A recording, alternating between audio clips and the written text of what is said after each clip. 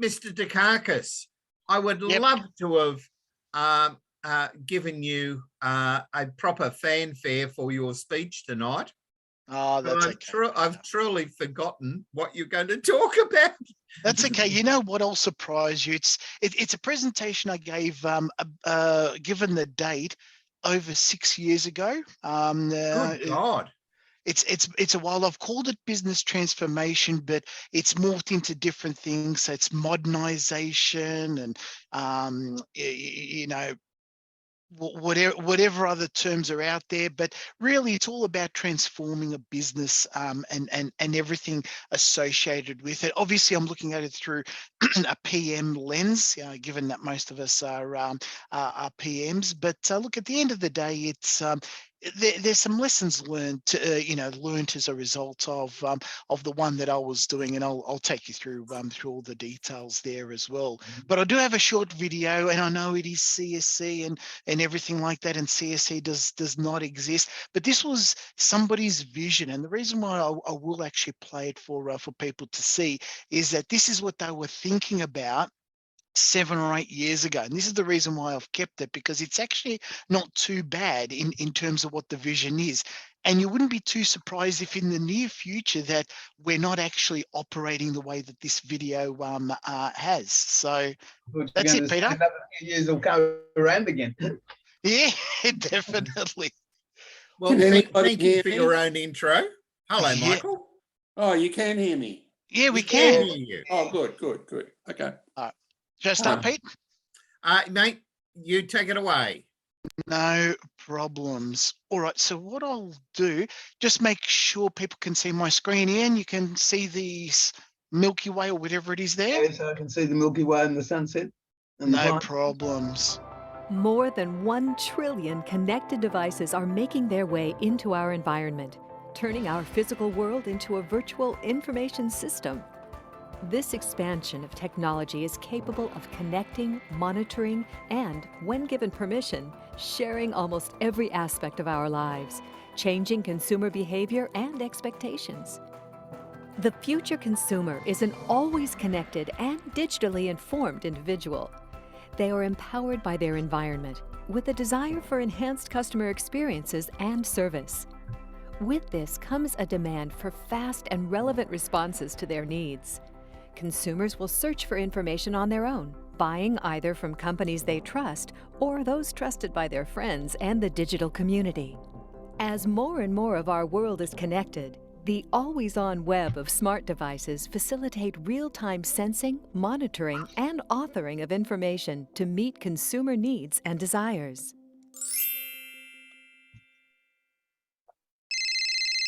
Hello, Navita? Thank you for responding so quickly. Hello, Juan. My pleasure. If you have a moment to answer a few questions, I can give you a quote right now. Perfect. I see by your profile that you have a wearable tech account. If you grant me access to that data and your new vehicle, we can speed the process. Is that all right? Sure, no problem. Through this same technology, carriers will be able to see a complete view of a customer's profile. By bringing together internal and external data, insurance companies will be able to craft increasingly personalized offerings.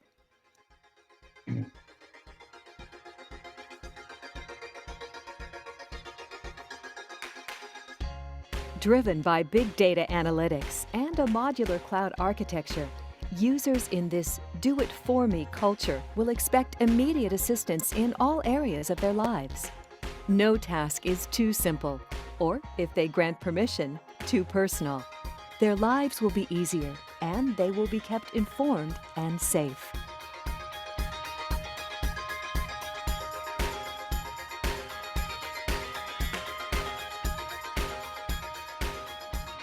Ensuring a sense of safety and security in this new age requires more than having preventive safeguards in place. Consumers will expect real-time monitoring of property, as well as automatic damage detection. This fast and responsive network provides peace of mind and returns people's lives to normal more quickly following an incident. Hello? Hello, Juan. This is Chen Wayne with ABC Insurance Agency. I just received an alert that your van was involved in an accident. Are you okay? Is anyone else in the van with you? It was just me. I'm okay. I'm so glad to hear that. I wanted to let you know your vehicle's smart system has notified the police, who should be there in less than 5 minutes. Since the systems indicate your car may not be operational, you will need a tow truck and a rental car. I have sent a request to our partners, and both are on their way. That's amazing. Thank you so much, Shenwei. Please upload photos of the damaged areas to your user portal. Okay, I can do that. And how long does a claim take? You should receive an update within the next hour. This is great news. I thought I'd be out for weeks. Thank you so much for your help. Of course. Relevant information synthesized from a variety of sources helps claims processors evaluate incidents, minimize fraud, and resolve their cases with increased speed and accuracy. Through fast and responsive services enabled by big data and an integrated vendor solutions suite, carriers and agents are a dynamic partner with the insured during times of crisis. They can also provide proactive recommendations and advice on the appropriate level of protection for the insured and their families.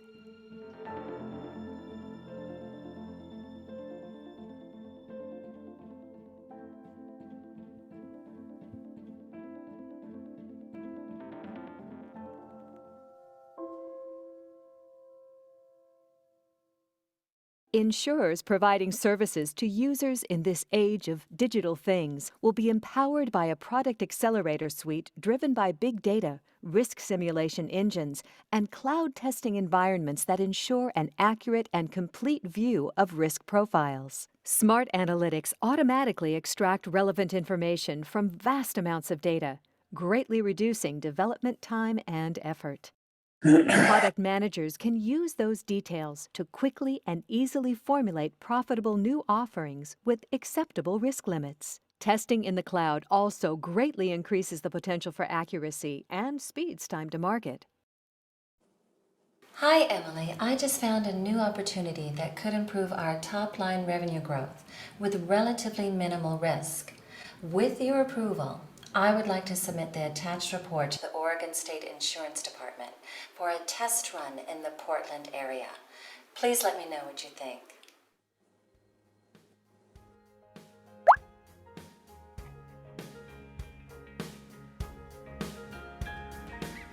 As you see, providing the complete digital insurance experience to consumers in this smarter world involves more than just software.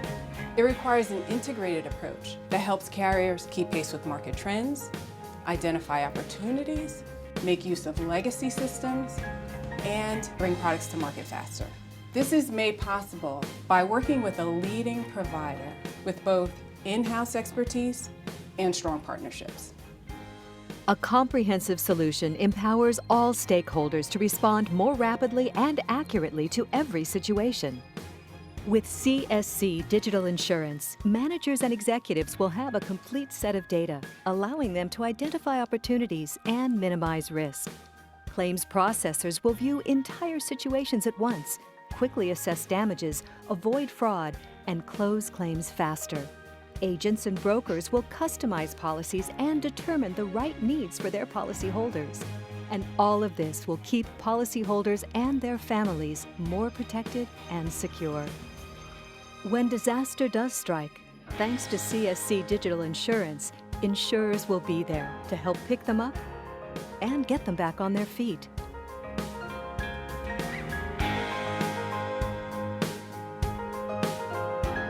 Only CSC provides this combination of in-house breadth and depth of expertise across apps, consulting, and software, integrated with big data, cloud, cybersecurity, and partner relationships. Experience digital insurance today with CSC. Okay. No wonder they went broke. Thoughts. Yes. So thoughts on that? I mean, look, you got to realize this was actually done when touchscreens were not even in existence. And for those of you who are pretty smart to pick up on, I think it was an iPhone 5 or an iPhone 4 that was actually, the guy was holding in the van. So, it's really, really out there. But, has anyone seen an insurance company operate that way, for example, or even a Never. mining company? Not mine. You have to tell them you've had a prank. Yeah, definitely. And then they don't want to know you. No, they're not bad.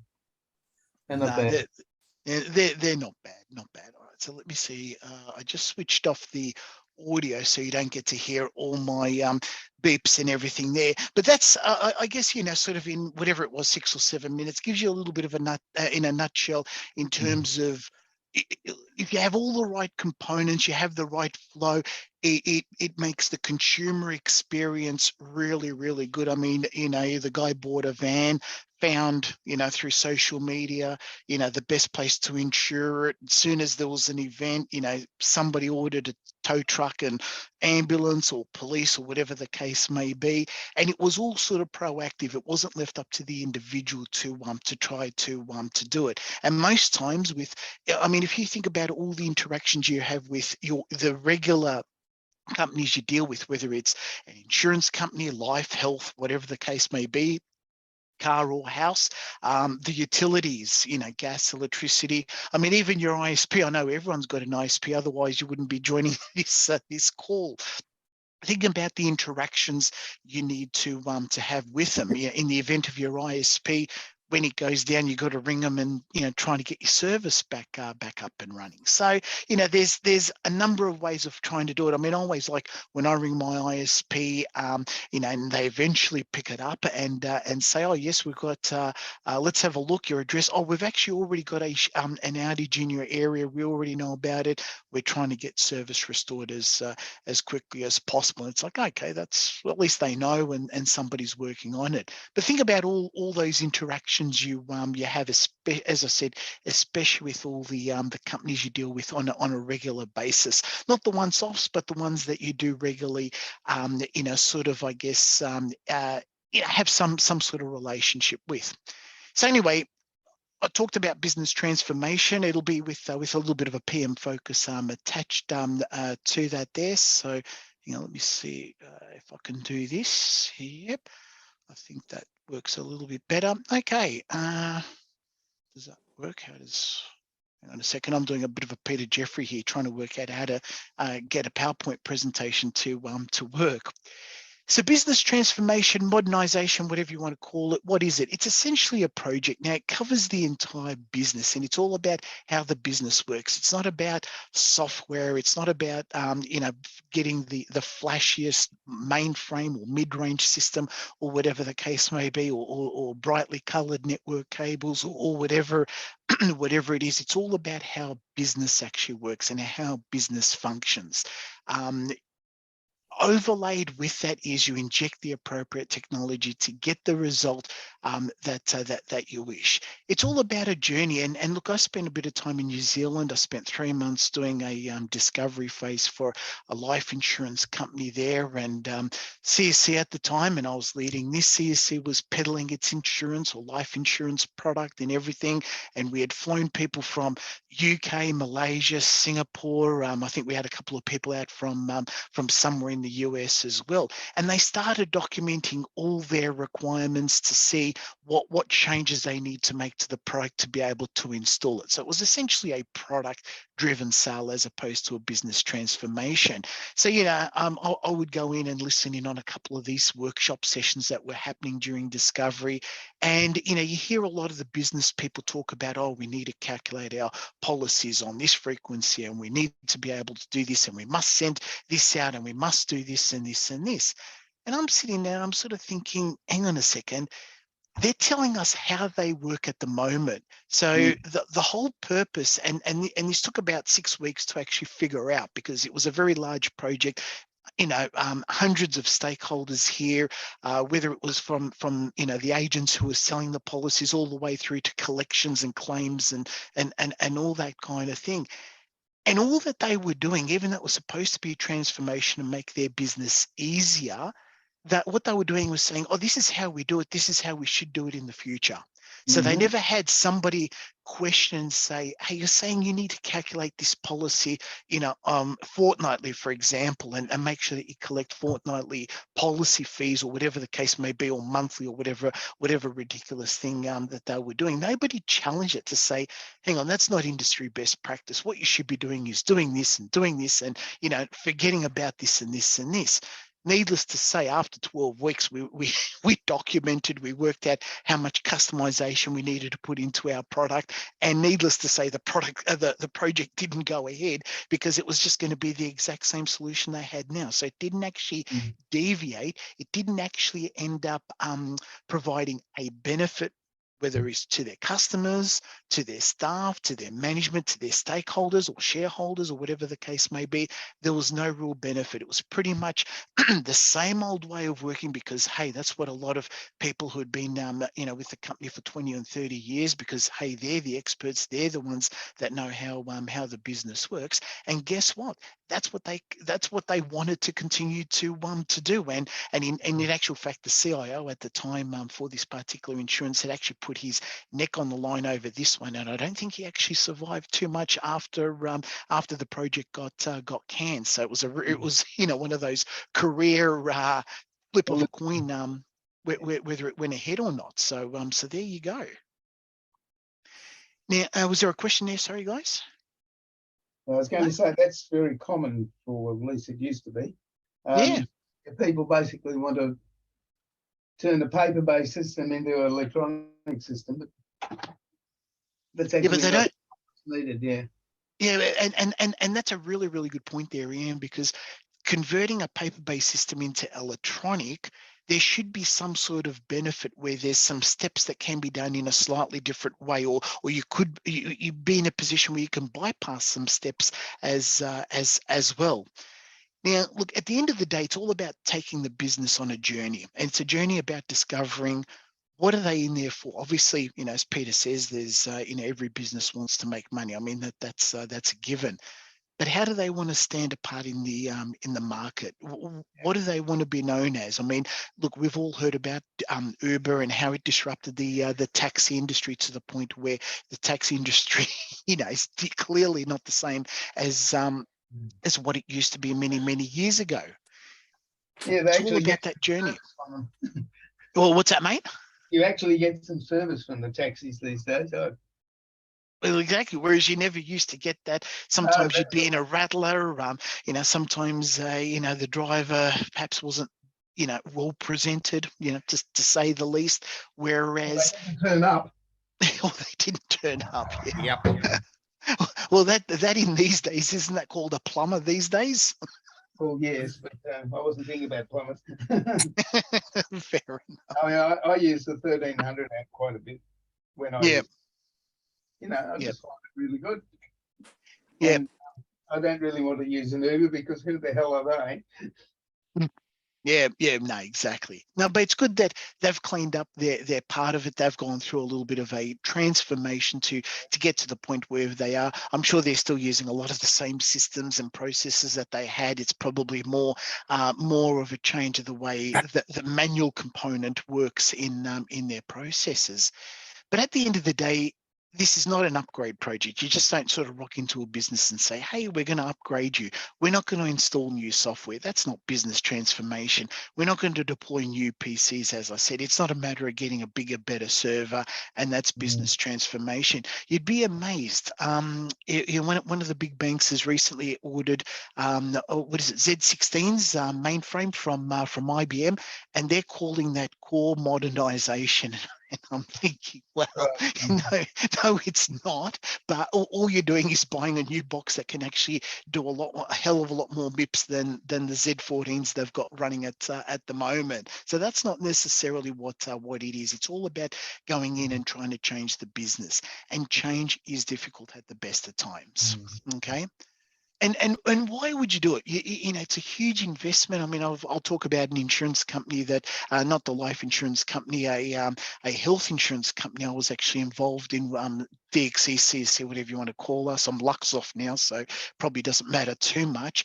Won a $50 million contract with Bupa, and you know, I was the PM or program director that was assigned to it. I was part of the sales process.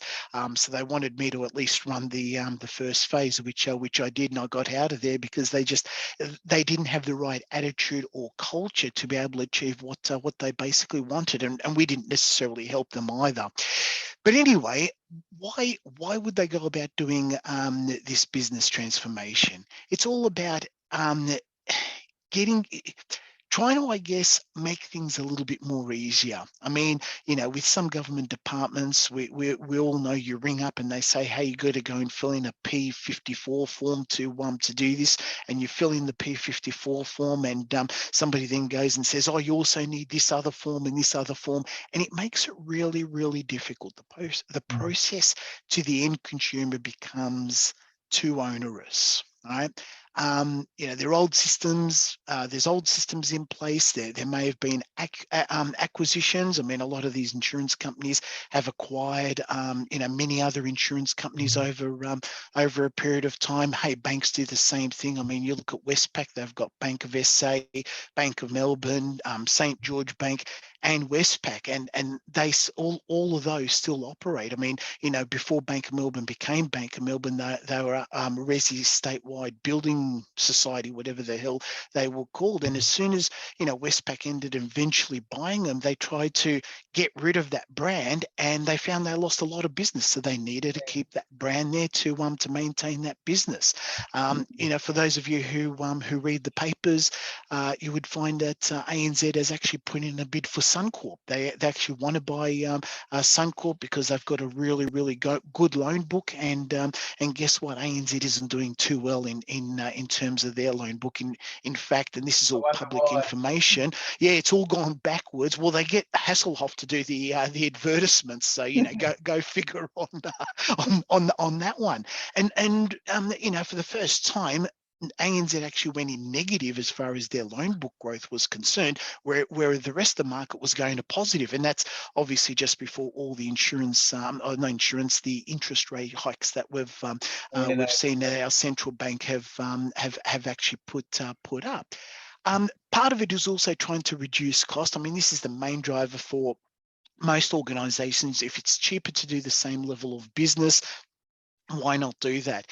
And, you know, whenever you hear about business transformation or modernization or whatever, usually the checkbook comes out, and it's normally quite a hefty amount that they're willing to invest. You know, ANZ are looking, and this is all publicly available, they're looking at spending tens of millions of dollars. Insurance companies are investing 50, 100 million plus in terms of doing this kind of thing. And the last point on this slide, it comes back to something that Peter actually taught me. And people in commerce or businesses are usually driven by fear and greed. And this is the fear component, where if you don't do anything, you fall behind and you lose business, and you won't be able to keep the doors open at some stage. Right, and that's obviously the fear card that comes into it to say, well, hey, we need to do something. So everyone else is doing something as well. Okay, so what's the outcome? You know, what do you expect to see as a result of business transformation? I mean, essentially, you're actually reinventing the business. You know, how we're operating. You know, in previous years, you know, insurance companies used to get people to fill in claim forms, send them in by post, and then reject them. You know, that's how you used to operate. You know, that quickly moved to having to ring up somebody and give them all the details, and the person would have to, you know, register all these details in some sort of system or paper-based file or whatever the case may be. And then when you talk to the next person, you're repeating yourself over and over again because they don't have the file in front of them, or whatever the case may be.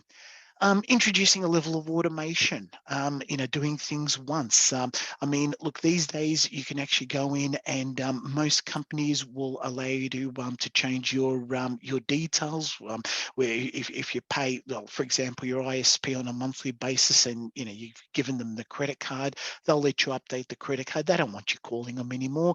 Just do it through their online portal. You make the change, you make it once, and that's pretty much it. Why do they need to have somebody on the other end of the phone to help you change a credit card? 10, 20 years ago, we probably would have thought, hey, there's no way we'd ever let anyone change their own credit card or payment type in the system. That has to be done by an authorized person. But how quickly do attitudes and approaches sort of change on there? And look, here are some motherhood statements. You do you're successful with business transformation. It should mean increased revenues, because word of mouth is a very, very important thing. Peter's taught me that when he tried to teach me to do sales. Peter, good luck with that. I don't consider myself to be a very good salesperson, but word of mouth is something that's really, really important. If anyone's looking for a bank and I say to you, hey, try ABC Bank, they're really, really good. I set up my account, 100 points of ID was easy. Everything was really, really easy. And you're looking at XYZ Bank, and they're stopping you at every hurdle, and you've got to jump through all these hoops and do all these things. You'll say, well, forget XYZ, let's do ABC. That's a little bit easier. And Peter, as you know, ABC does stand for anyone but Collingwood, if you haven't worked that one out. Sorry, Murray, if you're still there. The things that will also, if they pull off business transformation, word of mouth goes out there, better brand recognition, you get more, sort of more customers, and the business is set up to be around for quite a while. I mean, how many businesses have we seen disappear? If you look at the airline industry, do you remember Ansett? Well, yeah, that's a distant memory. TAA, all those old airlines that have come and gone. They didn't keep up with what they needed to. Okay, how do you do it, right? And I guess and the example I was giving here was obviously a health insurance company based in Australia. Most organisations, as I said, have got customers, employees, vendors, and there's also a fourth group called shareholders, owners, whatever you want to sort of call it. Now, with the owners or the shareholders, there's usually pretty good portals. I mean, if you look at any one of the ASX 200 companies out there and go into their investor center part of it, there's some really, really good information about the company, what they do. In the last 5 or so years, you'll see things like inclusion. You'll see green reports, things that 20 years ago simply did not exist, and nobody worried about how much we were polluting areas. Where all of a sudden there's companies that are doing this and reporting on their green impact and everything, which is great to see. On the cash side or the financial side of shareholders, most of them subscribe to what is it, Link Market Services, and I think the other one is Computer Power. I think there's a third one there, and that name escapes me for the time being. But if you want to go and see your history of your dividends, whatever the case may be, you log onto the portal and you can download everything there. So the shareholder or that kind of stakeholder experience is covered. What aren't really covered, as I said, are the customer, the employees, and the vendors. Now, look, to put it quite frankly, your employees and your vendors don't generate revenue, it's your customers. So a lot of businesses, when they do talk about business transformation, only focus primarily on the customer experience, because they feel that if they make the customer experience really, really easy, it's easy for the customer to come and part with their money and subscribe to whatever product or service that they're offering. That's how they'll make money. And they are right. You could have a really, really good employee experience. Your employees may love working for you, but if you ain't bringing money in the door, guess what? you haven't quite got it right as far as business transformation is concerned. And when you're a vendor, well, as long as they pay your invoice, you really don't care what kind of experience you get there, as long as you can submit your invoice and get paid on time, right, Peter? What you've missing there, my friend, Mhm. is the need for connectivity in managing supply chains. Now, if you go and look at the supermarkets, who are obviously one of the best Yep. people to look at, the issue is they exist on their vendors. Their vendors deliver a lot of their product That they to sell. each of the supermarkets. Their Definitely. vendors keep stock so that they can replenish and do things like this. So the issue of swapping and sharing information has been a big issue for, I don't know, it's feels like 20 or 30 years. And your ability, I mean, from the days of just in time and all the other crazy things we used to do, the problem was that people were reluctant to share. They may have multiple vendors, they may have all sorts of things, but they saw it as a weakness rather than a strength in partnering. So, Mm, I mean, this is attitude that is slowly changing. it is. Uh, But yeah. but businesses still have two faces: the one they're prepared to show, and the one that they really have. So, Yeah. I mean, this is where a lot of this theory has its issues. The customer thing, the employee thing. Now, you've probably had, and I can't remember whether CSC did or not, Mm. an employee kiosk. Did you have one at CSC? Oh, I think we had a very basic portal, which was an SAP rebranded Well, thing. the It was, idea mm, is you could manage your leave, you could see entitlements, you could see all sorts of things that the employer lets you see, and you could manage a deal of your own stuff using it. Again, one of those things where it becomes, whether it's still a one-way street and the employer has one hand on what you're doing, or it's actually free for you to put in leave applications for whenever you want it, or change this or change that, perhaps yeah. change how your pay is distributed, because the employee would pay some bills for you. Used to. I'm not sure that Used that to. happens anymore. Depends the Still, organization you're working for. If they're yeah, FBT exempt, you can do a hell of a lot. yeah. No, well, I was thinking of things that people, where people had wages garnished, Oh, yes. and they would make payment of certain individuals' wages directly to the spouse or whoever. Yep. So all sorts of issues came into that, and your ability to manage that was supposedly provided by these kiosk systems.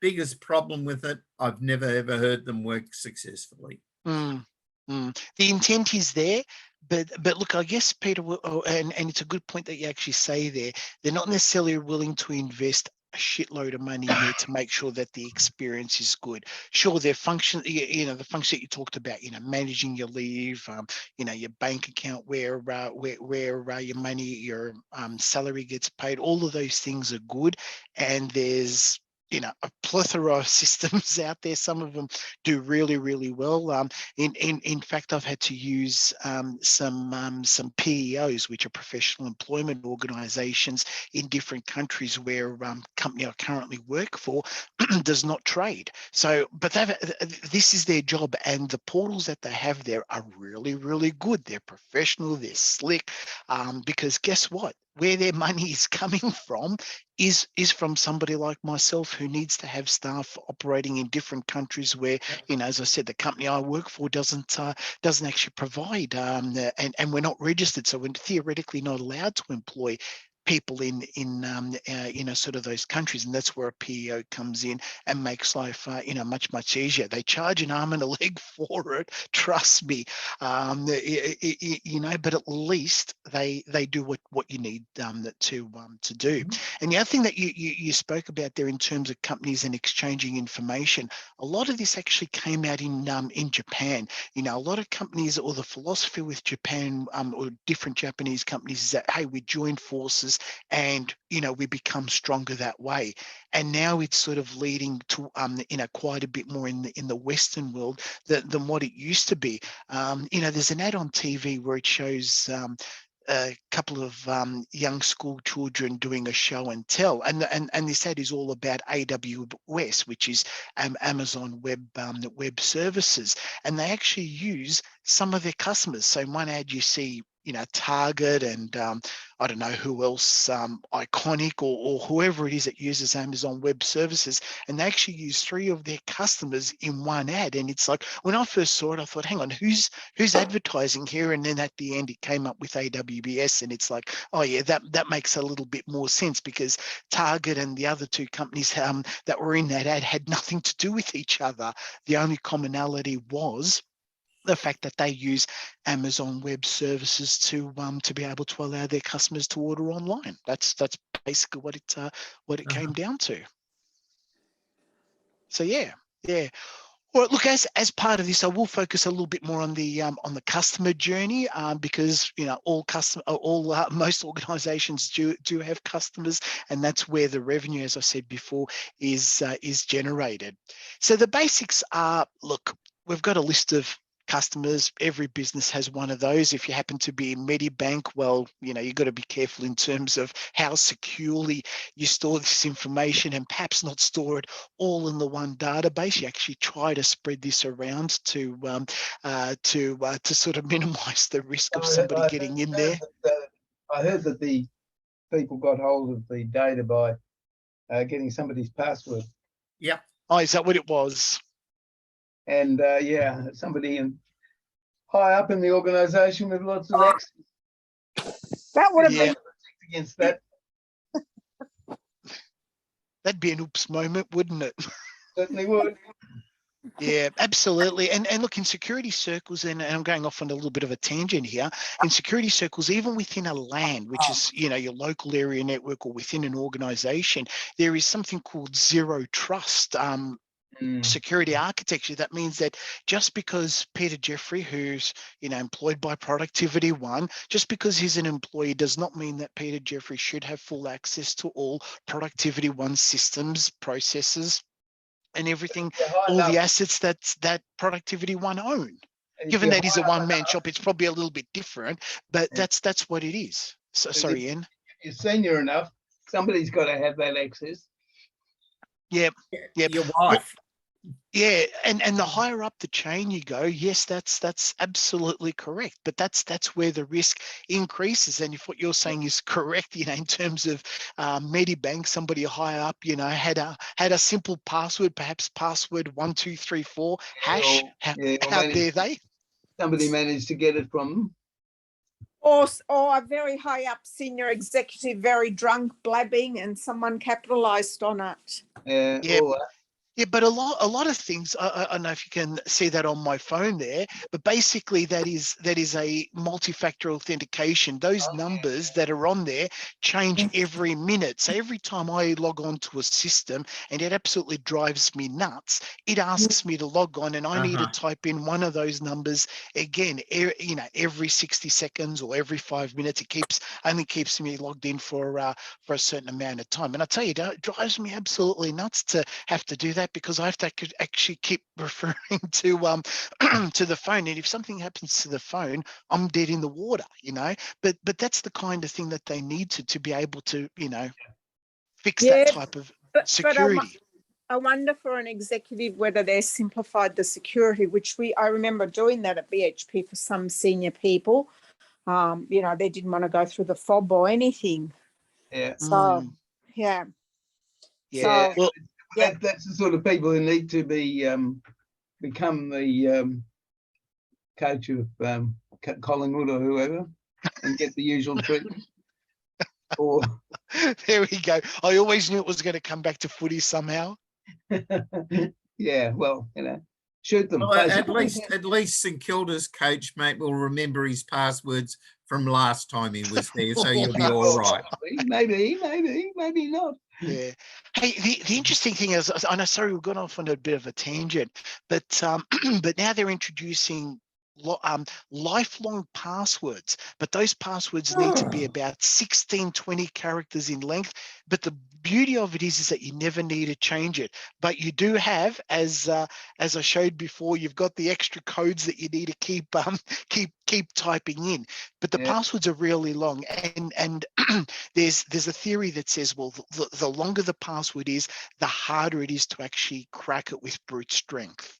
Okay, if you've got a really, really good 6-digit password, they reckon that it's a lot easier to crack than a really, really poor 16-character thing. So Peter could have a really, really good password that's 6 characters long, and my password could be the quick brown fox jumped over whatever the case may be. Mine would be a lot harder to guess through brute force than what Peter's 6-digit U-Butte with exclamation marks and ampersands, and it'll end up looking like some sort of swearing out of a comic book. That's easier to guess. So there you go. I think it was the Bendigo Bank just recently. It's an 8-character password, period. Yep. Okay. I thought that's crazy. That's really bad. Yeah. Do they at least have multi-factor authentication? Like a text to your phone to. There is, if you want to do a transaction, you do. Yeah.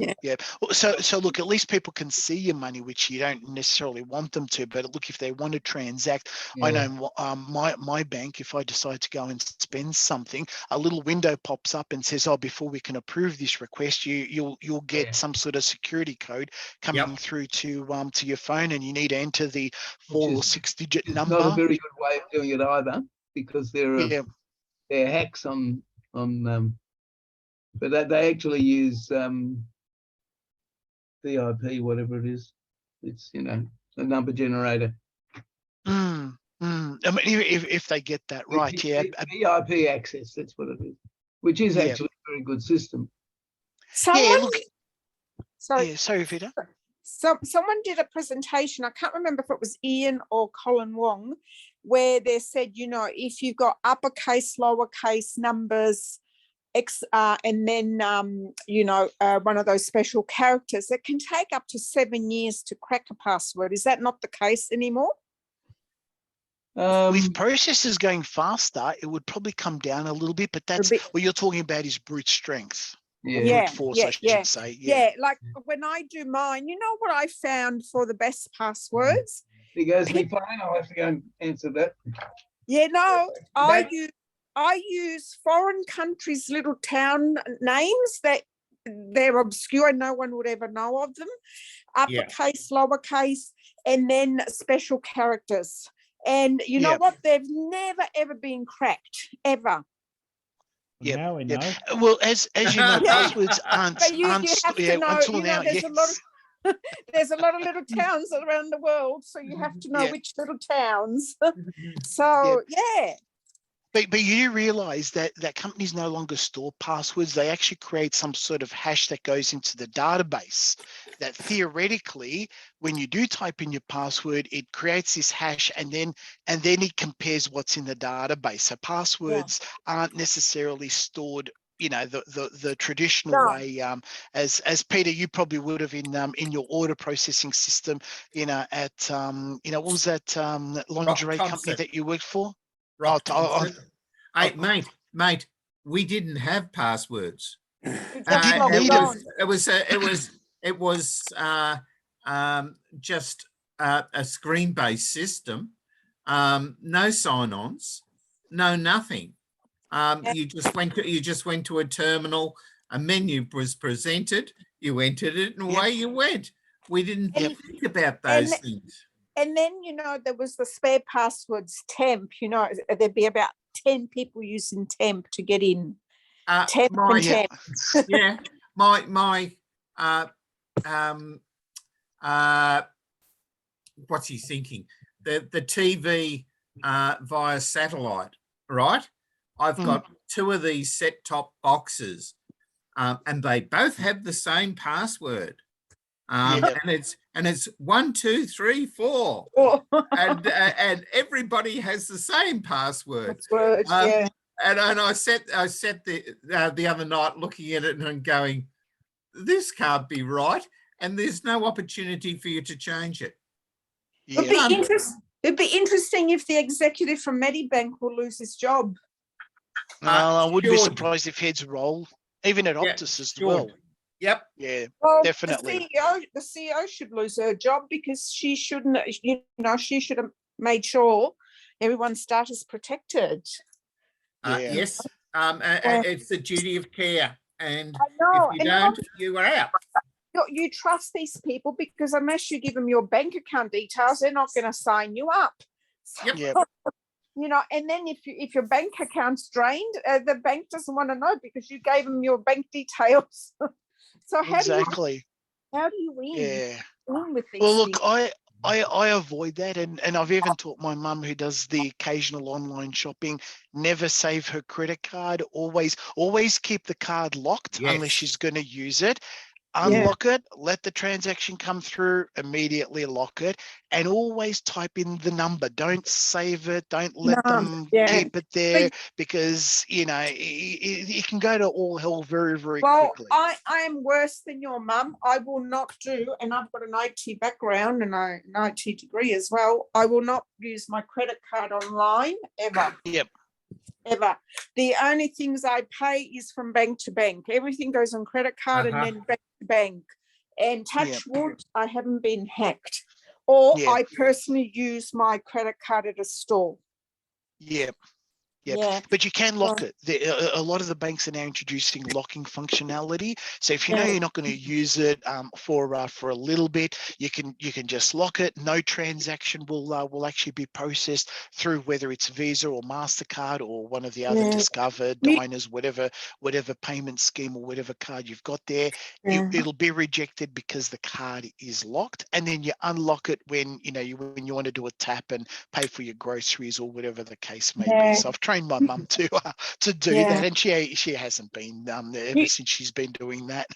You know, the worst of scams I saw, I was helping my elderly neighbour, he's 96, and he had PayPal, and somehow his computer got hacked into it, and they were just fleecing him out of PayPal, $500-600 a day, transactions coming in from overseas everywhere.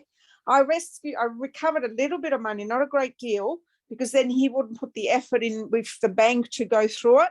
PayPal stopped a dodgy one themselves. The bank refunded about $1,000, and he got scammed for about, I don't know, 30-odd thousand. Oh, geez. That's a lot. People from Germany were scamming him 3-4 times a day, $300, because the printer doesn't work because the driver's missing and he's got to click here to work. And he was just authorizing all these payments. He didn't know what he was doing. So I'm thinking, you know, guys, as you get old, don't have PayPal on your computer anymore. Remove it. You know, Or 90, what you do is have it in some sort of virtualized machine, and so you own, if you're going to yeah, go and use PayPal, you fire up that little a machine and machine, do yeah, what you want to do, and then shut it down, and it's not anywhere else. yeah, So yeah. it's compartmentalizing. I was trying to get him to get an iPad but he couldn't do the finger thing. You know, 96, you're very frail. You haven't got the, Yeah. the steady hands anymore. He couldn't use the It's mouse anymore. disgusting what they do, and how Yeah, they it take was, advantage of people. and It's I just just terrible. thought, Did he have I wonder, two-factor authentication on PayPal? look, he had it all set up to automatically pay. You know, if you click, ouch, yeah, Yeah. that's someone set him up. It wasn't me. And then he kept calling me to fix his computer. And I go, why are you paying all this money? Because I was seeing all these PayPal things coming through. So I said to him, all right, I'm going to delete the account, everything. And, this automatic email comes from PayPal. We're sorry to see you go. Yeah, I bet you are. Yeah, exactly. And that's the thing. Yeah, there's the convenience part, which is, hey, you got your credit card or PayPal and set up, Yeah, and even your credit card loaded up onto Google Wallet or Apple Wallet yeah, or whatever yeah, platform you're on there. It is a dangerous thing. You got to be yeah. really, really careful in terms of what happens. But anyway, we've digressed, guys. Yeah, So what I'll sorry, do is keep going. I'll pull it back. No, it's all good. It's great conversation, and Thank you, yeah. perhaps we perhaps need something on security, Peter. Because I think that's a good topic, and I'm sure we've probably got a few people who've got some really, really good stories there. But in addition to your insurance policy, your claim details, banks will keep a record of all your accounts, your transactions, and recently, APRA, or when I say recently, about 5-10 years ago, they started a program called KYC, called Know Your Customer, which means that, every time you go into the bank and you want to, create a new account or change something, they will actually go through and just confirm all your details. Mr. Jeffrey or Mr. Rabinov, is this your email address? Is this your phone? Mr. Searle, are you still at this address? What's your occupation? It's all about know your customer. Sorry, mate. The hospitals, just about every time I go into the Alfred, they check that I'm still at the same place and all this. Yep. Yep. Yep. And the health industry works on a slightly different thing. They don't have the same requirements as the financial institutions, but they've got something similar there. And they've got all this information. So a retailer will have a loyalty card. They'll store all your transactions. If you've been in Flybys, it's almost 30 years of Flybys. So if you have been using Flybys, there's a hell of a lot of data that is available to Wesfarmers, Coles Group, and all their partners as well.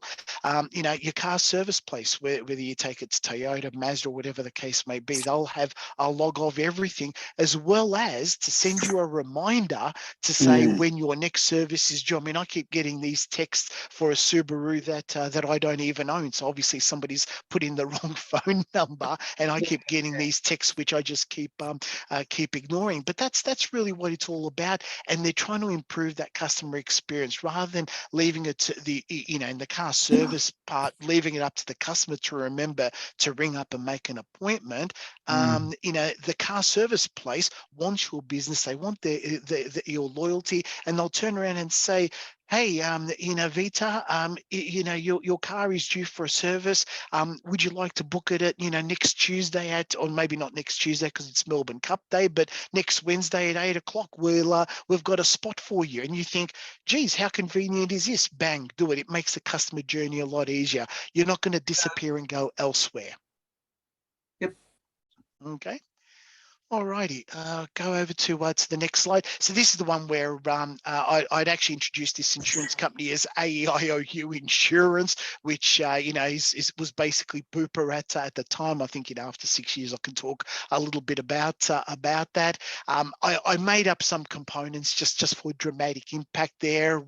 They were a leading household names until the founder and CEO passed away. That's got nothing to do with Bupa. They had successfully acquired many insurance small insurance over the period. They found that their new policies sales had slumped, and they weren't sure why, because they were a leading insurance company. They also found that policy renewals were also on the decrease. So this really wasn't very good. They also found that they had heaps and heaps of systems, old systems, and the acquired businesses essentially ran themselves. So it's like, most people know what CSC stands for, which is a collection of small companies. And in the case of AIOU, that's exactly what we had. So what do we need to do, or be able to facilitate some sort of transformational modernization? Now, and this is no way an exhaustive list here, but you basically look at your functions from a customer point of view. How is your customer going to interact with you? And this is what I was saying before. Your customer will want to, if there's a new customer, how do they get their details in there? An existing customer may want to update details. They've shifted home, changed their mobile number, new email address, whatever the case may be. They may want to purchase a new policy. They may want to cancel one. They may want to change, upgrade, downgrade the policy, whatever the case may be. And there's also those admin functions like pay my bill, pay my policy, whatever the case may be. Now, when you look at all the various channels, and I've got half a dozen or so channels there, and once again, it's not an exhaustive list. There's many channels to look for. You can see the way AIOU in this case worked was primarily in the 70s, where people would go into a store, they'd either ring up via phone or actually post things in there. There was no web presence. And remember, this presentation is a number of years old. There was no kiosks around. They didn't have agent. They didn't even know what social media was, and they didn't do any instant messaging or SMSing or anything like that. Okay, so they really were very monolithic, very old, antiquated. That's why they survived the 70s, because they were exactly what people wanted in the 70s. When you get to the 90s or noughties or whatever the case may be, they probably had run out of steam a little bit. Now, for them, what they wanted to aspire towards was, well, in addition to what they had previously, their storefronts, their over the phone, the post, they still want people to be able to communicate that way, but they wanted to introduce a lot more channels. Like they wanted to have kiosks at shopping centers, where if somebody wants to go and update something, they can do that there. They can do it via phone, they can do it via the web, and it just allows their customers to be able to interact with them in many different ways than what they were able to previously interact with. I mean, how many times do you ring one of your providers that you regularly deal with, and you wait on the phone? And you wait and look, they come back to you and say, you are number 9 in the queue, which helps a little bit. At least you know how far away they are. There's also help desks out there that actually will allow you to leave your phone number, and they will call you back. Now, there's a little bit of a double-edged sword there, in that that generally what happens is that they'll answer all the people that are actually waiting on the line first before they start calling anyone back. And you'll also find, and Peter was talking about this a few months ago with his excellent supply chain presentation, is that with COVID and everything, things have actually slowed down. So where they would have 5 staff members for a very small help desk, guess what? 2 of them are out sick. They're down 40% of the time. I don't know if people have noticed the same thing I have, but online I've tried to order a couple of things, and everyone in Australia is out of stock, and they're waiting for stock to come in. And when you ring, or through the instant messaging or the instant chat, whatever you want to say there, they say, oh, we're going to have something in 3 weeks, and then all vendors are in the same position there. So clearly there's some sort of supply disruption there. And the same thing applies here. I had an issue with my heater. I needed to get somebody out to fix it, and they were 2 weeks away. And that was because they had too many people that were sick, too many people that were out. Businesses are doing it tough from the point of view of being able to provide the services they do at 100% capacity. They're not at 100% capacity. Yeah. I had an experience 2 days ago with my health fund, and they go, oh, we're so quick to answer the phone. And after And after I sat there and listened to their stupid, inane messages for 15 minutes, every time they came on, all I did was make fun of it. And I'm sitting there thinking, excuse me, you don't think my time's valuable. You don't care for me. You're just after my money. And that's what you leave people with. Now, the whole issue, if you've ever worked, and I've not actually worked for one of these big organizations, but I've actually sat down and watched them work. I worked for United Energy, and I went to their big call center. And it truly was fascinating. The calls would come through, and the guy told me I had to sit there and shut up, and I wasn't allowed to say anything, which was always a problem for me, but never mind. Yes. And I listened to about 5 calls, which was very nice of them to let me do it, but 3 of them were abusive. And the whole feeling is it the best way of doing business, or did you rather go and see a real person and they actually were interested in what your issues were, or you were just processed like some sort of bloody sausage meat? And I mean, I'm worried about you do all of these things.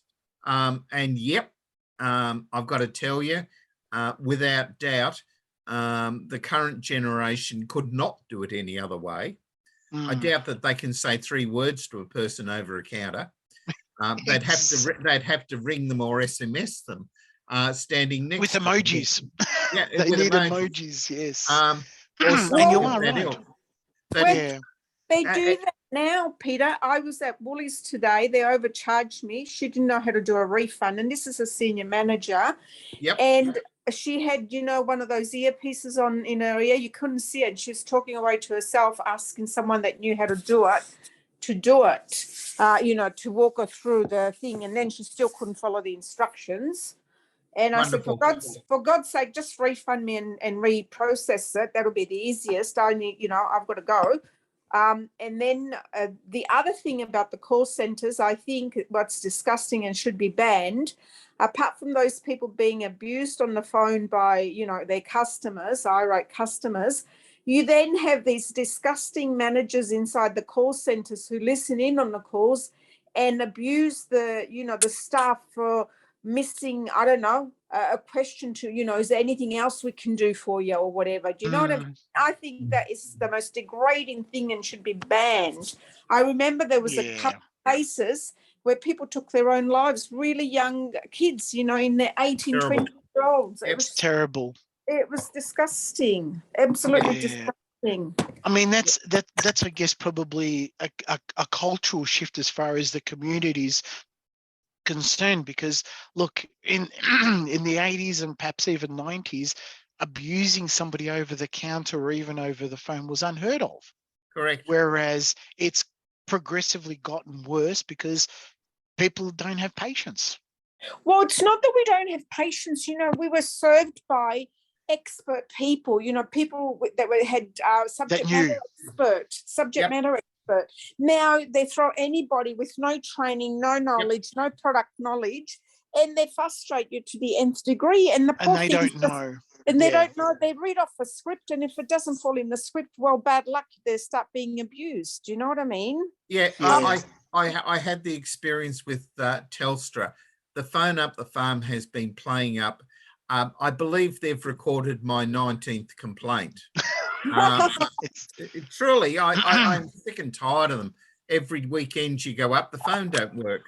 And it's all because water's getting into their bloody lines. Yeah. This is a landline because the mobile doesn't work, right? Yeah. We don't get a service. I get 2 bars if I walk to one gate and stand and face a certain direction. Absolutely ridiculous. Anyway, so this kid gets on and he goes, and what's your postcode? And I said, I don't know. And he said, I must have your postcode. I said, what, are you going to post your repairman to my site, are you? And he goes, no, I must have your postcode. I said, we don't have a post box because we're up a dirt road and we don't even have one. And he goes, I still must have the postcode. And I'm thinking, why didn't this stupid little arsehole just type in Taggart in his screen and ask the postcode and fill it in? Yeah. They got a script. The script is broken. Yeah, it It is doesn't work. one situation, and they must go through the script. I mean, the whole thing is just pointedly. Hey, I mean, I've only complained to the telecommunication ombudsman, I think 4 times now about telecom. And if anyone, if Telstra, thank you. And if anyone ever wanted me to give them a recommend, they got me to fill in one of their surveys, and I gave them 0.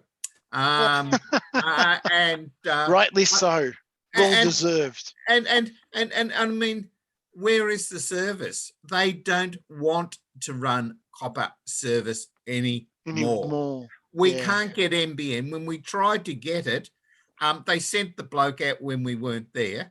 Then we agreed a time with them, and we were there, and they didn't show up. And I'm sitting there getting more and more and more annoyed about the whole situation. I know eventually we're going to have to get satellite if we want it. But guys, have you ever seen what happens to satellite during a thunderstorm? Yeah. Yes. Disappears. Yeah. Yes, it does. And you Hey, sit Peter. there and you need to call emergency services, and there's a thunderstorm. Gee, that's a great phone service. Bloody exactly. Hell. You're going to love this. One of the vendors, I won't make any names or anything like that. I rang them up to see how far away a certain product was, and I said, oh, you've got this product, this is the model I'm after, just wondering when you'll get it into stock. And they said, do you know what the SKU number is? And I said to them, what the hell is an SKU number? And they go, every single one of our every one of our products has an SKU. So I said, okay, hang on. I thought, let me go onto their website, search for the product, and actually tell them what the SKU is. And the person wasn't able to actually type in a description. They had to go by this freaking 6 or 7 digit number. Yep. And that just further reinforces, And it was probably somebody, a lovely young lady out of the Philippines, didn't understand what I was asking for, but she knew the SKU number, because guess what? That's what they teach them to do. Yeah. Hey, Peter, out of curiosity, when you were at United Energy and listening to all those phone calls, did the person actually dart from system to system across multiple screens, or was it just one screen, one system that they were focused on? No, they actually did have multiple. Yep. And there were things where this was actually, who was I doing it with? David used to be a member, ran web, whatever he called himself. Anyway, he invited me there to do the training and to build the user manual for this system they were writing for United Energy. And I thought, if I haven't seen how it operates, how can I write a user manual that will work for them? So nobody at this company had ever asked to do it before. And I thought to myself, there's something wrong with you people. You don't go out in the real world and see what's happening. So that was what it was all about. But I must admit, it was an eye-opener in terms of what it was. You probably, you think about your own issues, but you don't realize that probably 1,000 other people are having the same problem at the same time you are. It's very, very difficult. And I mean, this is the connected world where you go to this place to get answers, and often you don't, or you walk away and you don't feel satisfied at the end of it. So Yeah. I mean, none of what you show me here is wonderful, but if it works. Exactly. And that's what it is. I've seen too many companies embark on this journey. They've got every intent of making it work. And, the person who put the business case and went to the board to get the hundreds of millions of dollars or whatever the case may be, the intent was there. But when it comes down to execution, there's companies that think that they can do it themselves in-house. There's other companies that think, oh, we'll get some sort of partner to do it. The partner doesn't have a lot of experience, and unfortunately it doesn't quite work out. All you end up doing, it's as if you've just done another acquisition where you just add another layer and another screen to the help desk, and it actually makes it a lot harder to get somebody on the help desk who is appropriately trained. It takes a lot longer to train people. I mean, in the olden days, it used to be that you'd have to pass some sort of test, and as Vita was saying, they just get any monkey off the street, give them 2 minutes worth of training if they're lucky, slap them there, and they're already taking phone calls and trying to help people. Personally, I don't know how the person would feel. They're not helping. They know they're not helping. How can you stay in a job like that? But anyway, we won't go there. You better move on, young Michael. Yep, I am, and I know what's happening, Peter, and I know the time, and I will get through it all. And look, what I've got here is a couple of mapped out customer journeys. So we talk about the various stages in terms of from a pre-sales point of view. So we've got sort of the awareness, consideration, engagement, and conversion, which is okay. This is how somebody would actually think about in terms of looking for an insurance policy, for example. And then you've got your various stages, which is the doing, the thinking, the feeling, the experience. And all of these can actually be quantified. And if you do your research correctly, you can actually find some interesting insight as to how people want to interact with your organization. Now, what I've done here is I've looked at three, different people. We've got Bill, who's a customer who wants to use the web. We've got Frank, who's I believe an agent or an advisor who wants to sort of go through the advisor channel. And then we've got Bethany, who wants to go through the store channel, for example. And each of them, and I'm certainly not going to go into detail, I'll send the presentation out. People can have a look at it there. In terms of moving this from awareness that, hey, I need some sort of insurance, to consideration, to engagement, to actually get quotes. I mean, engagement can be just as simple as that, to conversion, what they're thinking, how they're feeling, the touch points that they need during each of those stages, whether they're physical, i.e. through the store or through the web or whatever the case may be. You can actually map it out, and you can actually end up, I don't know if people can see my mouse there, but towards the bottom of each of those areas, you can sort of see from each stage, you can actually quantify and say what value it was, what significance it was, what enjoyment people got out of it, as well as the overall duration. And you can actually use that as a mechanism to sort of find out, well, look, hey, we've got Bill who wants to sort of use the web as his channel to communicate with us. What you need to do to be able to secure. Now, at the end of the day, and if I go back a couple of slides, sorry guys, where you look at all the channels I've got there, and as I said, this is not an exhaustive list or by any stretch of the imagination to try to please everybody in every single channel. You're not going to get there. 20, 30 years down the track, you're still not going to get there. So you need to prioritize. It's all about limited resources and prioritizing. And that's why in this situation, excuse me, Mike. Yeah, mate. This bloke Bill, he's got 25 kids. 2.5 kids. I can't see the point. 2.5 kids. And what this half kid is, which half is he got, top or bottom?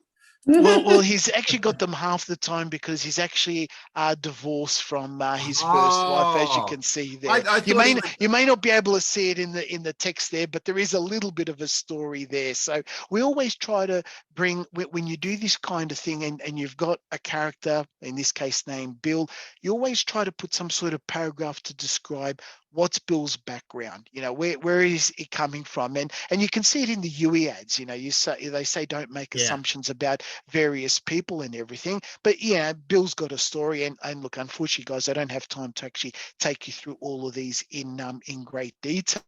But Fine. we've also got Frank. Frank's a little bit different. He's got his own business. I don't. His kids. He does have some kids as well, but he comes into it with a slightly different thing. Whereas Bill may have a mortgage, Frank doesn't. So he looks at his requirements for insurance from a slightly different lens, and that's what you're trying to cater for with transformation. And then we've got Bethany, who likes to wants to go into the store and sign up there, get all the information and sign up, and there's information there about that as well. And in terms of what you actually tried to do as part of the customer journey is to map out various things. So in this case here, this particular customer journey is all about upgrading your insurance cover, right? So you've already got insurance. You'll be able to read the text there. It talks about a particular situation where somebody, will need to increase their insurance cover. For whatever reason. It could be they're planning on starting a family and want insurance cover to cover that. They could be going overseas for a period of time and need some sort of cover while they're overseas. But these are the touch points that are required there. So as I said, you'll be able to read it in the presentation. I'm sorry I'm skipping over a little bit of it, but we did get digressed a little bit.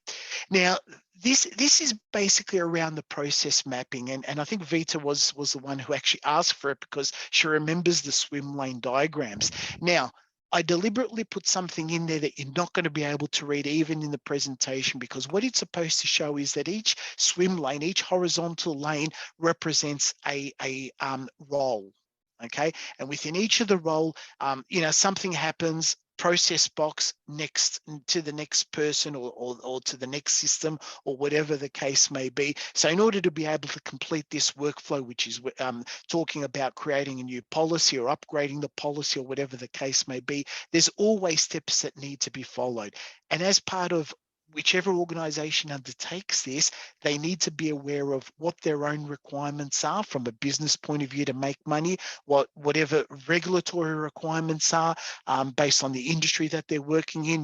Banks have got APRA and a few other things. Insurances have got their own bodies that they need to. I mean, even real estate agents who sell properties need to abide by certain rules and regulations as far as that's all concerned there. I could have simplified that and saved that person a lot of money. You probably could, Peter. By the state of that swim lane diagram. What exactly. a mess. And well, what it shows is that you've got a lot of parties, a lot of steps in the process, whatever backwards this is and trying forwards. to show. Look at all the backwards exactly. and forwardses. Yep, and look at the back end, towards the bottom where you're really talking about back office processing. I mean, your top lane is really, or your top couple of lanes is where your customer really resides. Everything else is within the organization. And if there's any way to simplify it, hey, you create these process maps. You can see how complicated a process is, and it shouldn't be this complex. I guess that's probably the lesson right. that needs to come from there. Okay, now some best practices. Okay, so business transformation. Sorry, there's a question there, Veda.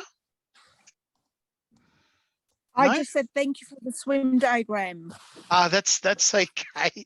My pleasure. I know you asked for it as well. I made sure it was definitely in that presentation. So you're in your car now, Vida. I am. I'm looking for a set of keys. Sorry. Oh, that's okay. Well, I'll let you hunt for your keys there. Now, some lessons here, guys. Business transformation. note the business, right? As I said at the outset, it's not an IT, it's not a matter of getting a bigger server or flashier network cables or whatever the case may be. As part of the transformation or modernization, the business must be engaged, right? If you've got many stakeholders, what that probably means is that you have your current state is probably very complicated, right? And that's probably a good, I guess, first indicator as to what your current state looks like and where your future state should be going. One of the things that's really, and I've seen this time and time again, is all around communication.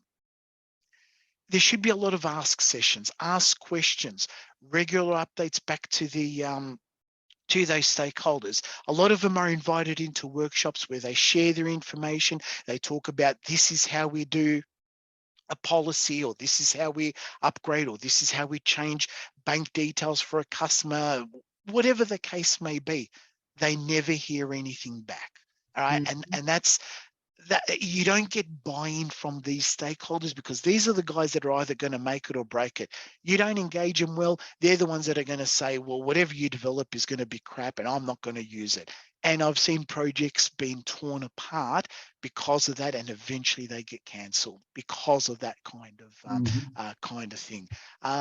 You know, you need to make sure there's, and this is the PM in me coming through, integrated schedules. You know, what's happening, when it's going to happen, and everybody needs to understand, you know, what their role is, what their involvement is. You know, RACI charts, that always helps a little bit just to define what is expected from people. Okay. Now, as I said, the stakeholder list is not just limited to executive members where you go to the execs and say, hey, this is going really well. Pay us, you know, a lot more money to do that.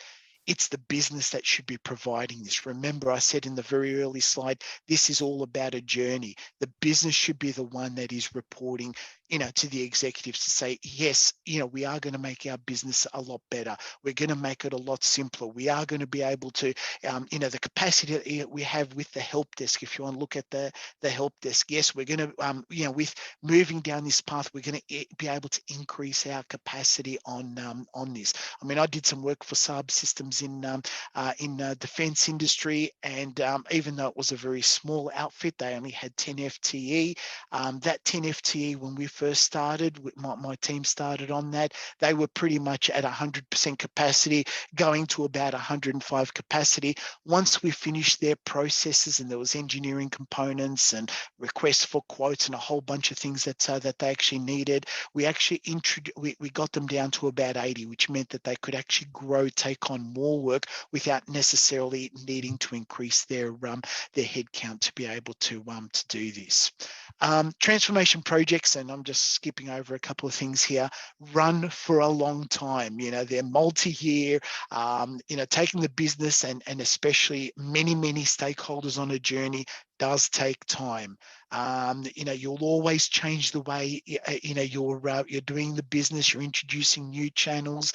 You may not be able to come up with a perfect solution for absolutely every channel. And as I was saying before, you always go through a prioritization process. But it's also, you also got to make sure that you do cut over from the old to the new at some point. You need to have some level of target state or states, depending upon how big this is, to be able to show some sort of ultimately return on investment as well. Look, from a structure point of view, you need to have a relatively strong PMO. If you don't have a strong PMO, things start to slip. And you see that because people don't necessarily report. They don't do this, they don't do that. Nobody knows what's going on. You need to make sure, you know, you've always got a good schedule, because if it's written down on paper, you've got half a chance of it becoming a reality. Regular reporting, RIO, which is all around risk, issues, opportunities, an architecture office when it comes to actually building various things, not necessarily system components. It could be building how the business actually works. As I mentioned before, RAS is always a very good way of making sure sure that every person understands what their role is. Are they a contributor? Are they responsible for something? Or are they just informed? You know, some people that are just informed of an output of some process feel that they're the ones that need to sign off, whereas that's not the case. You try to set that up all at the outset. Streams that you run, you've got to make sure that they're clearly identified. You've got a lead, one lead. Don't ever share responsibilities with people, because you know there's the old expression that says that it's always easier to have one throat to choke, so to speak, and that's the same thing here. And look, in terms of the team, it's always helpful to co-locate, although for the past couple of years, anyone who's tried to do transformation, we would have been remote, we would have been working separately in our homes, all of those things. It is a little bit hard to try to get that to actually happen, but encourage as much co-location as possible. And that also includes a business. Don't just get the transformation team together and keep them all together and the business is over in another building. I mean, that's not going to work. I mean, that's absolutely stupid. You need to get the business to be with you, despite the fact that the business has a full-time job that they need to be doing or performing. A few more notes as far as best practice is concerned is always things to look out for here is the initiation phase is completed. So there's always some sort of discovery phase at the very start. Usually these programs, depending upon how big the transformation exercise goes for, can be anything from about 4 to about 20 or so weeks. I've seen ones that are a little bit longer. You need to make sure that there's some sort of program level methodology set, consistent templates that are being used, the artifacts, how people communicate are reasonably standardized, not necessarily fixed in a certain way. You've got to use for those of you who remember the old days of CSE, where you needed to use a purple piece of paper for your timesheet and a green piece of paper for your expense claim. Otherwise, it wasn't accepted, not to that level, but in order to be able to provide some value to the overall program. You need to make sure that the program consolidates all artifacts, they're hosted somewhere. I mean, look, in Department of Defense, I've come across projects where they spend 7 digits reverse engineering something, which is absolutely ridiculous. They've come up with an object, nobody did the right documentation, or they did the documentation, but they lost it, and now they're spending 6-7 digits in terms of re-engineering. How crazy is that? You need to make sure that, I mean, these are sort of all motherhead statements there, meetings, attendance levels, stakeholder expectations as well. And I guess one of the important ones is around parallel works that are happening. In these large transformation projects, you can have 10, 20, 30 parallel streams of work happening all at the same time. That is a hell of a lot. That is a huge program to manage, and it's just fraught with risk and danger in terms of success. So the closer your PMO team is to each of those streams and what each of those streams are doing. Don't just let a stream go off into the wilderness and do whatever they do. You've got to make sure that they're following the right process and they're all consistent across the board. And that's where it takes a lot more person power. Sorry, I don't want to offend anyone there, to make sure that it is all successful. Can I ask? Yeah, hey Anna, how you going? Yeah, we're at questions, so your timing's impeccable. Perfect. If you have 20 streams, so 30 streams, how can we have one project manager, one program manager? Wouldn't you need? You'd still have. Yeah, you have a stream lead for each of those to ensure that. Okay. For each of those streams that there's consistency across each of them. I mean, at the end of the day, there will be one person who is ultimately responsible for that. That's the person who needs to go, to the execs, to their key stakeholders, whoever's paying this very, very large bill. But you need to also ensure that there is that level of consistency, right? Delegation is a very, very good art form. And what's your latest on project methodology? Would you even consider agile, or would you talk about waterfall, or would you talk about the hybrid? It depends. Yeah, it depends on what you're trying to achieve here. If this is, if you're fundamentally changing the way a business is actually working, probably a little bit of iterative, agile methodology will work out really, really well, especially if the requirements are not really known first up. You need to be able to sort of say, hey, let's go in this direction, especially if you don't know, where you're starting and where you're finishing. You could finish, sort of somewhere a little bit different to where you thought would be. Agile is the best for that. If you do have a clear set of requirements, waterfall would probably be a little bit more appropriate there, because you know where your finish point is. Now, most businesses, and the bigger the enterprise or the bigger the organization is, chances are they don't know exactly where they want to be. They say, oh, we'll start here, we'll end up sort of here, but they'll probably run out of funding somewhere in in the middle, and we'll need to go with what they've got there. And that's also happened as well, where transformation projects only get 50, 60, I dare say 70% complete before somebody higher up says enough is enough. We can't necessarily spend too much more money, especially if you've gone over budget. BP, they ran a project many years ago where they went through and actually changed the facade of every single BP station.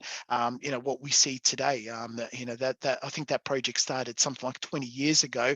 Don't quote me on this, but it I think it took twice as much budget to actually implement, going from the old BP of what it was, as I said, 15, 20 years ago, to what we see now with the yellow and the gold and all of those things. And I think it was something like 3 times as much over budget, but it took a very, very long time to actually implement, because it was really understaffed. Now, that wasn't transformation. It didn't necessarily change the way BP operated in terms of, hey, the pumps were pretty much still the same, except when they upgraded them or whatever the case may be, they still supplied petrol in the same way that they do today. It was more of a facade or brand uplift for that.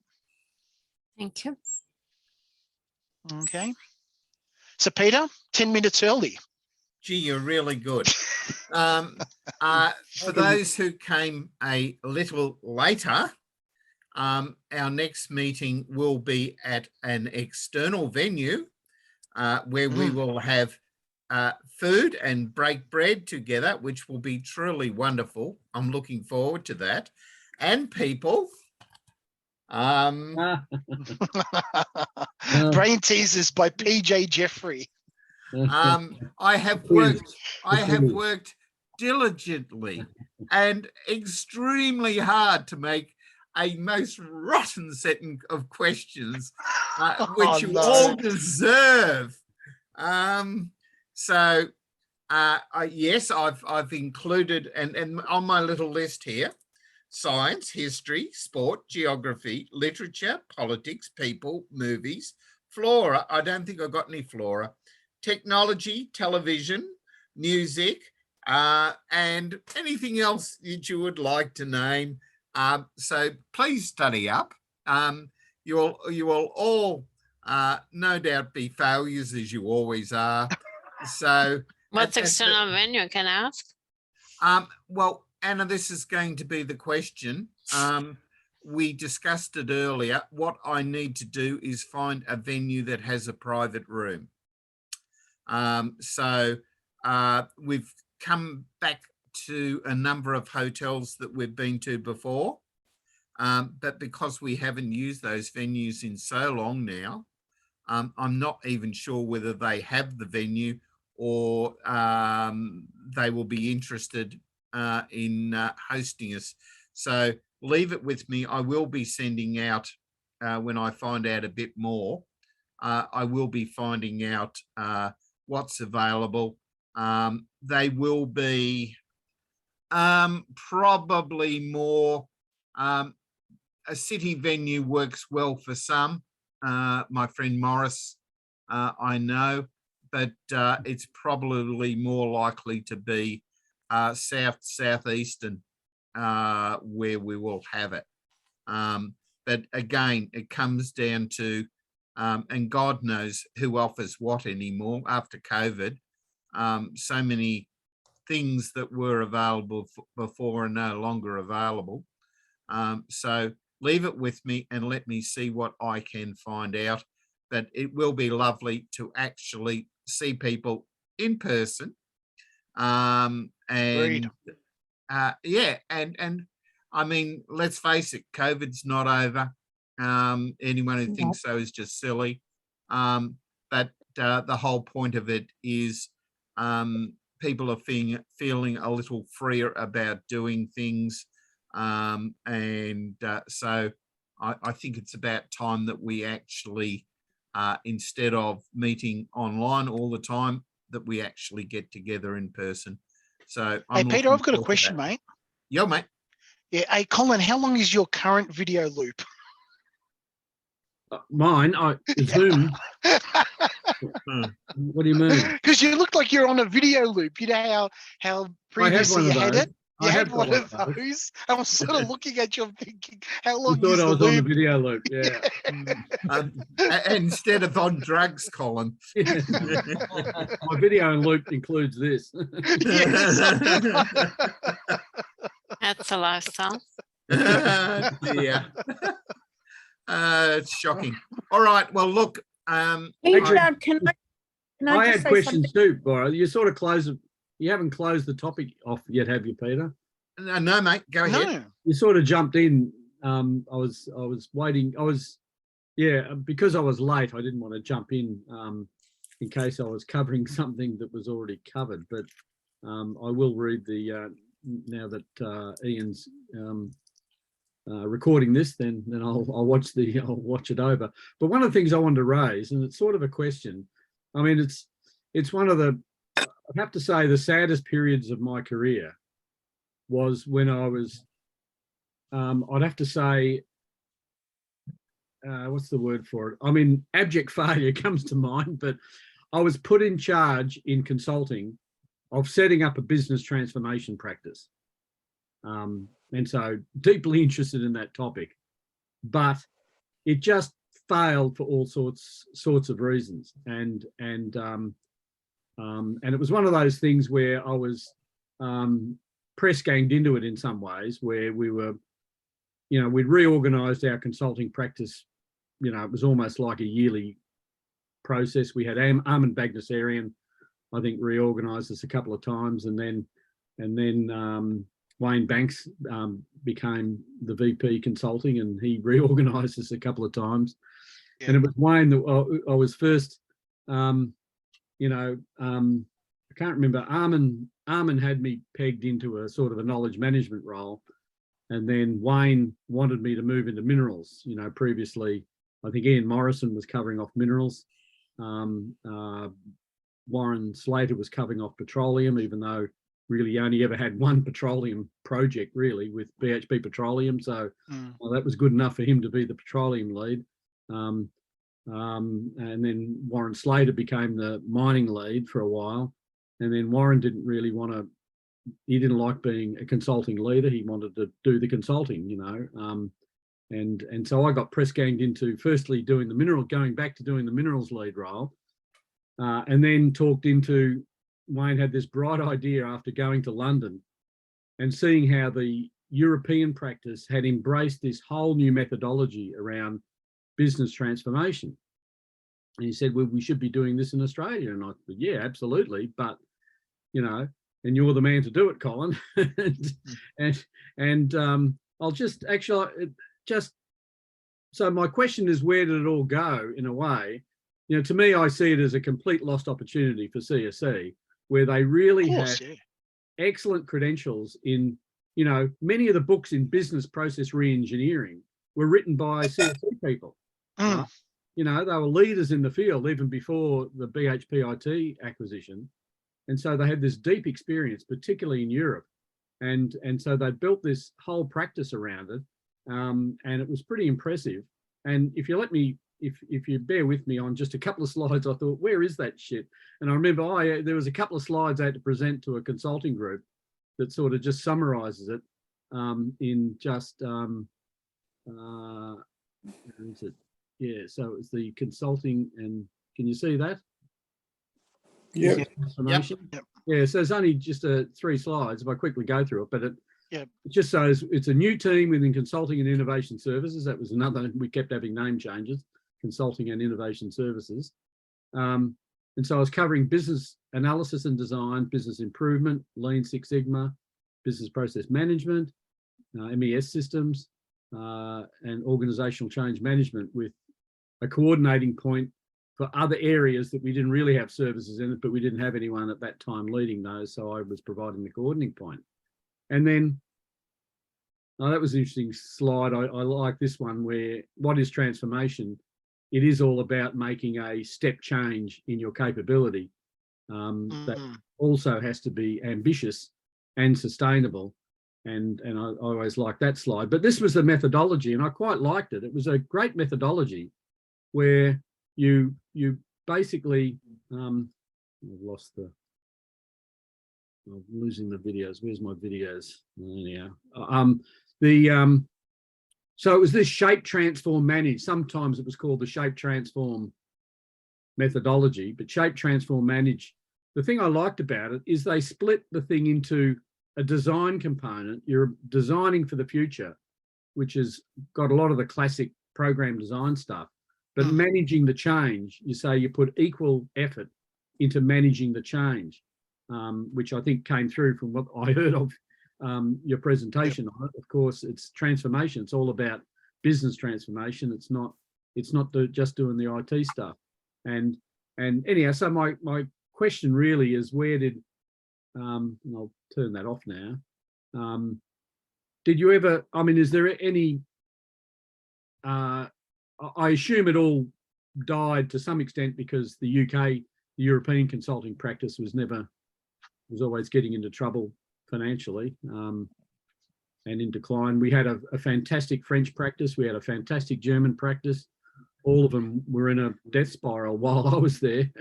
You know, it just seemed to me that that whole capability of CSC being a genuine transformation consultancy was a completely missed one. And then it's been taken over by all the classic consulting companies, you know.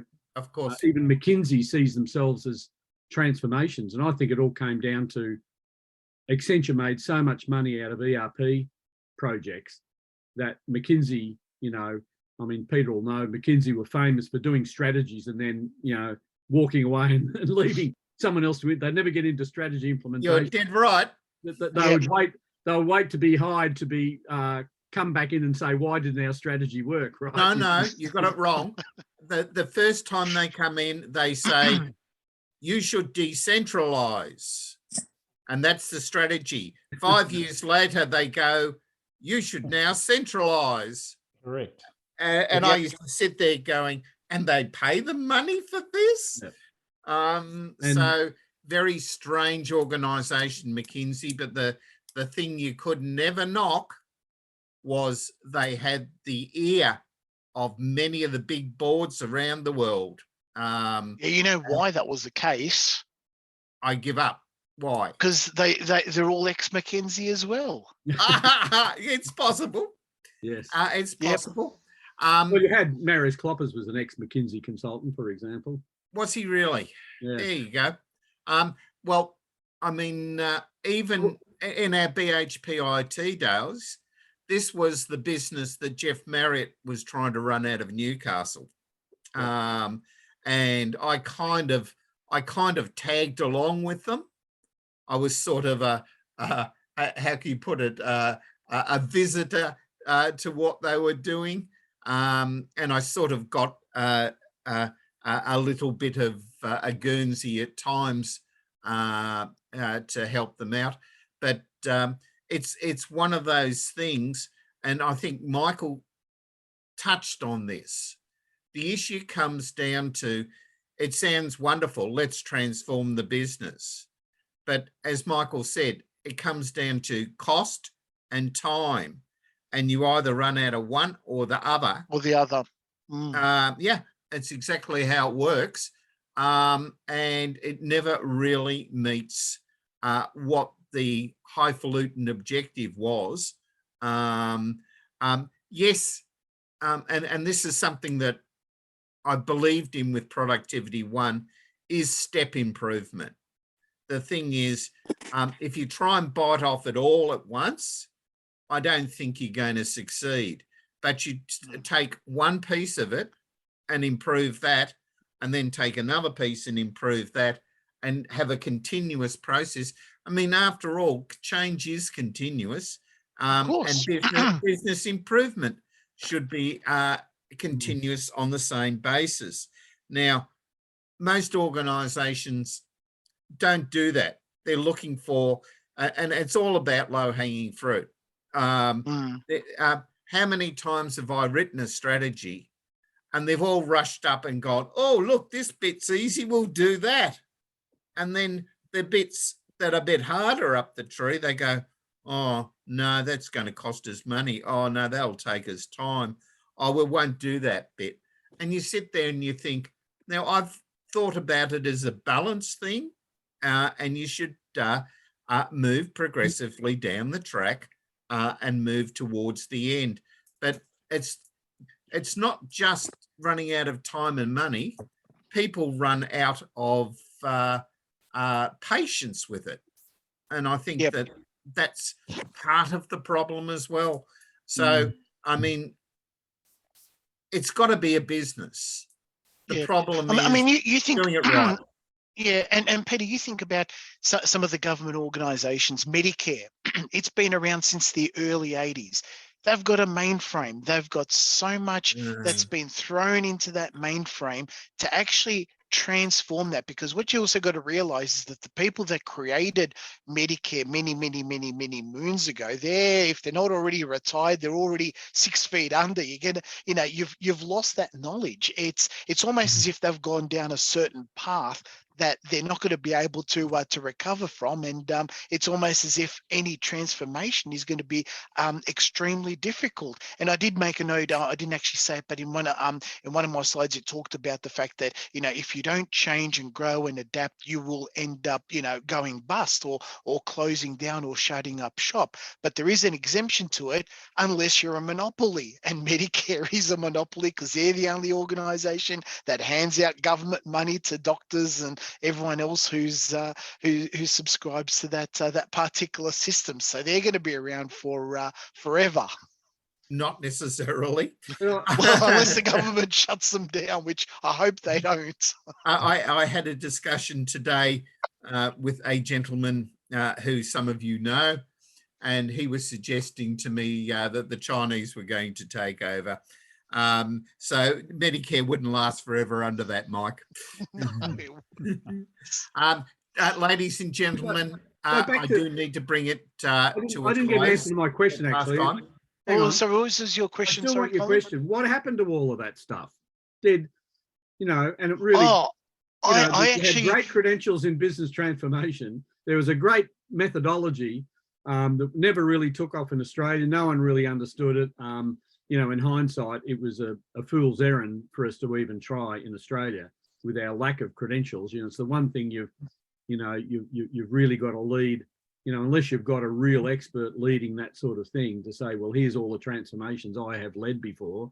You're not going to win any of that work in the first place. No, you're not. And unfortunately, one of the things that CSC always did, and most know this, is that they never invested in product.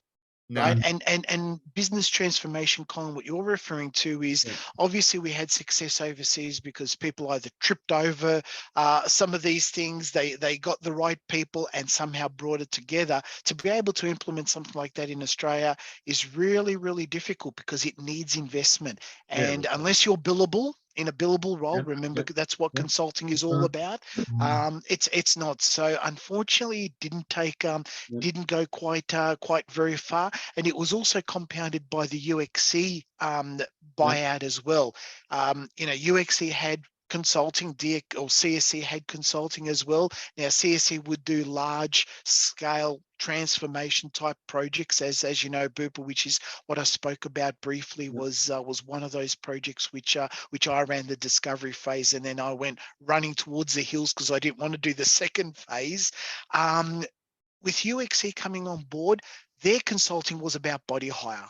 and you had this smash of two completely different cultures. It was actually run by Nick Mesher, who is actually a guy who came from UXE. So you can imagine what happened to the DXE component of consulting. That got transformed into a body hire shop, and there's still, 5 years after, or 6 or 7 years after the UXE purchase, there's consulting are still trying to find their feet, and it's led by a guy called Kevin Jury. For those of you who know Kevin Jury, who used to run the banking and capital markets as industry general manager, he's now gone into consulting, and let's just say it's interesting to see that space. I've got nothing to do with it because I'm in a wholly owned subsidiary. So, but I do hear things that happen. So, Colin, to answer your question, it didn't go anywhere, and a lot of the things that you're probably familiar with when you were part of CSC have probably disappeared, unfortunately, as well. So yeah, there was a lot of good stuff. We used to have Catalyst, which was how to do anything and everything in the industry. That was 55 years of hard lessons. That's all gone as well, unfortunately. Oh, really? Yeah, they don't use that anymore. They've adopted half the HP EDS methodology, and yeah, so merger churn has transformed it. Honestly, to me, the biggest transformation, same happened to BHP really. It was all the mergers they did that and the growth behind that just mixed everything up, and it lost its way of understanding even what its core business is. They're not really a good mining or an oil, they're not in oil and gas anymore, so they don't do steel anymore. They spun that out. They don't do petroleum now. They've spun that out, and I don't think they're a particularly good mining company in terms of being good at the job. They're just big, right?